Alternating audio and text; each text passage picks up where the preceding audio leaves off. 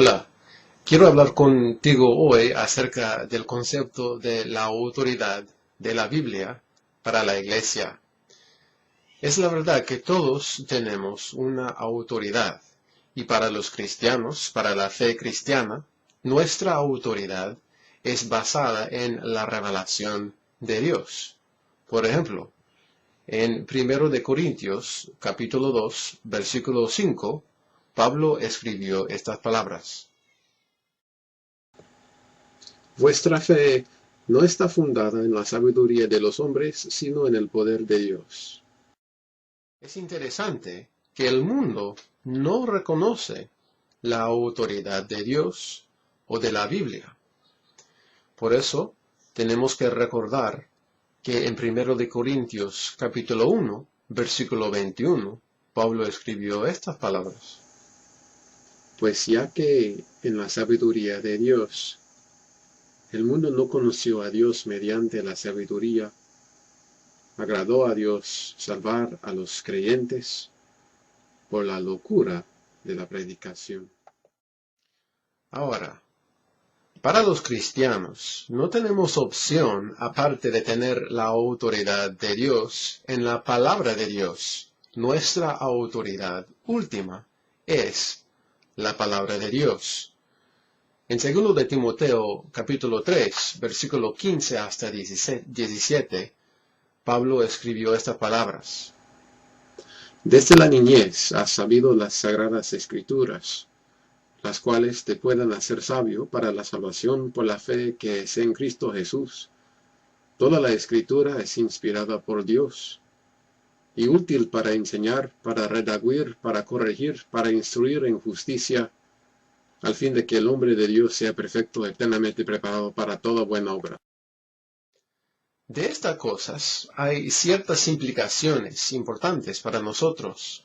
Una de estas implicaciones es que las palabras de los hombres que no son inspiradas y las filosofías de los hombres no pueden ser parte de nuestra autoridad.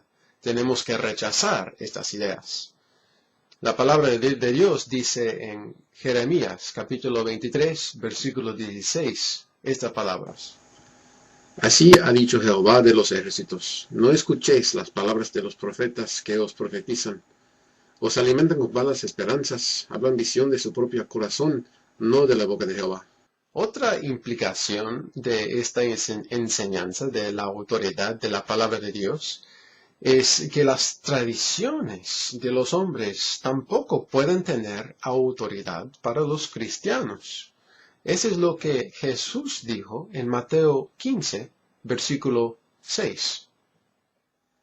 Has invalidado el mandamiento de Dios por vuestra tradición.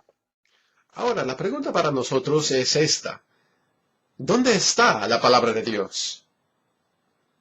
Y encontramos la respuesta en el libro de Hebreos, capítulo 1, versículo 1 y 2. Dice este. Dios, habiendo hablado muchas veces y de muchas maneras en otro tiempo a los padres por los profetas, en estos postreros días nos ha hablado por el Hijo, a quien constituyó heredero de todo, y por quien asimismo hizo el universo. Entonces, ¿dónde encontramos la palabra de Dios? En las profetas, en el Antiguo Testamento. Por ejemplo, Jeremías, Ezequiel y otros, Isaías también. Y lo que escribieron, pero no solamente lo que escribieron, pero lo que hablaron. Es la verdad que no tenemos lo que hablaron, pero tenemos lo que escribieron, y son las escrituras en el Antiguo Testamento.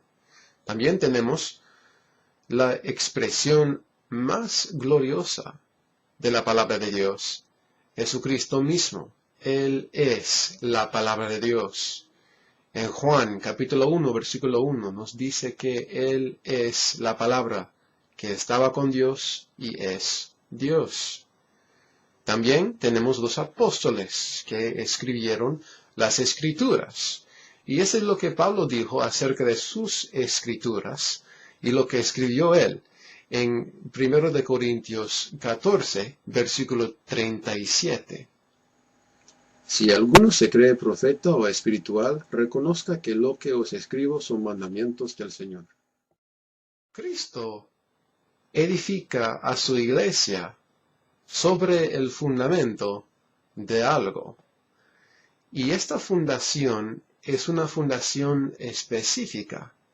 Encontramos qué es la fundación de la iglesia en Efesios capítulo 2, versículo 20. Edificado sobre el fundamento de los apóstoles y profetas, siendo la principal piedra del ángulo Jesucristo mismo. Por eso, la única autoridad para los cristianos, es decir, para la iglesia, es la palabra de Dios. Y la palabra de Dios, por definición, es la Biblia, el Antiguo Testamento y el Nuevo Testamento.